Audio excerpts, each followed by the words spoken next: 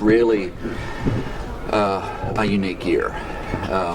Closest analogy might be 1994, when Republicans took control of Congress and did very well statewide in Oklahoma. Arguably, this might be more dramatic. Right now, the analysts are looking at the congressional races and saying that Republicans have the edge in 53 of the seats needed. In other words, more than enough to take control of the U.S. House. We'll see how that turns out. Dynamics can always change in the last couple of weeks of an election cycle.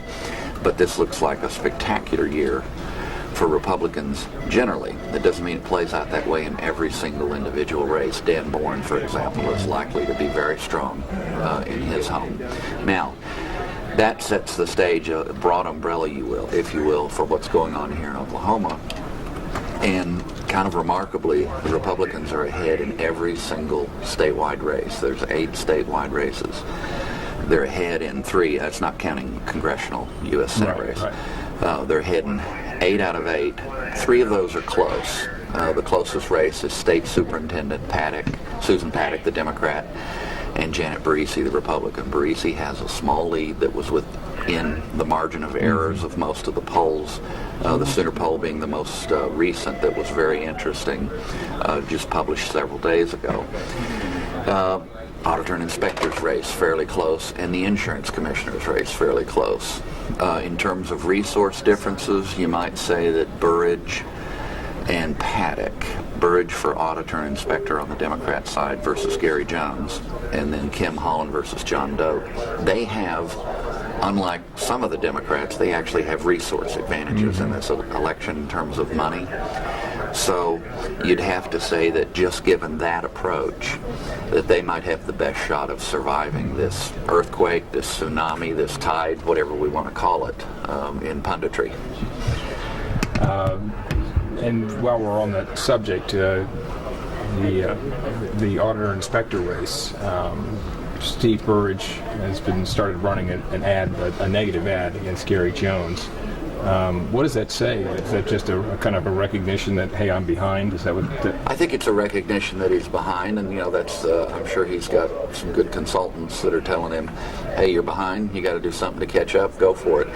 There's negative ads, and then there's negative ads, and this particular negative ad, there's some contentiousness and controversy about it. Jones has fought back pretty hard, pretty fast, because the criticism dates back to his record as a county commissioner in Comanche County, and Burridge is basically saying, he got a lot of things wrong, when in retrospect a lot of voters feel like Jones got some things right in a local controversy.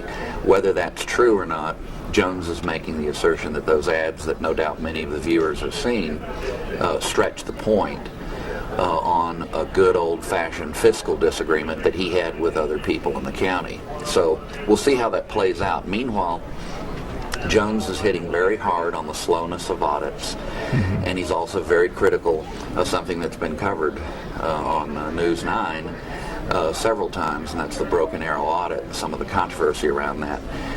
Burridge's decision to spike the Broken Arrow audit at the last possible moment remains a big anvil around his neck in this election. It's in the context of him asserting that he's the professional, he's the one who's competent, he's the one who's got a CPA and is experienced and has the proper credential set to run this office and take it forward. Certainly there's been less controversy than there was under his predecessor, another Democrat, Jeff McMahon, who's actually in prison now. You can give Burridge credit for that, but Jones is hitting very hard on the general slow pace of audits and on the spiking of the Broken Arrow audit being something to cause unease. We'll see who wins the argument. Money is always a factor in politics, and Burridge certainly has the resources to make his argument. All right, and let's finish up with 744. We seem to talk about this a little bit each week, but there's been just a sizable shift in the we keep wanting to talk about the other ballot questions, and 744 keeps making the news. It's inevitable. The bottom line is that if this measure is defeated, you have to understand that the conservative and Republican element was always looking critically at 744, although it has some sympathizers because a lot of public school teachers, for example, are Republican. But what has shifted this so dramatically is the level of discussion and, frankly, the level of news coverage by those of us in the profession informing people on the criticisms. You can argue whether or not they're right or wrong. I think they have some merit, but the criticisms of the measure coming from the broad spectrum of the mainstream of the Democratic Party in Oklahoma, beginning with Governor Henry right down through their nominee, Jerry Askins. And then that's augmented by Mary Fallin.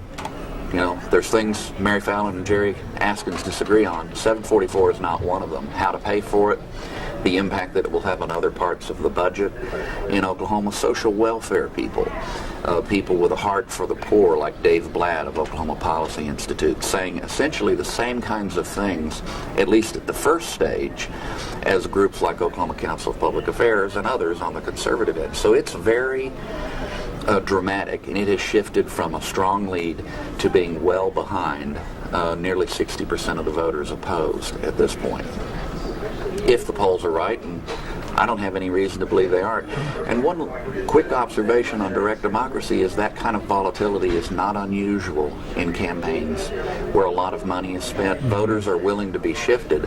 Quite a bit of money is being spent on both sides, and even though most of the money is being spent in favor, the opposition campaign has created doubt. And those of us that are kind of junkies for direct democracy, the old expression is, when in doubt, vote no. And that's where voters are right now. They have great doubts, and they're going to vote no unless something changes.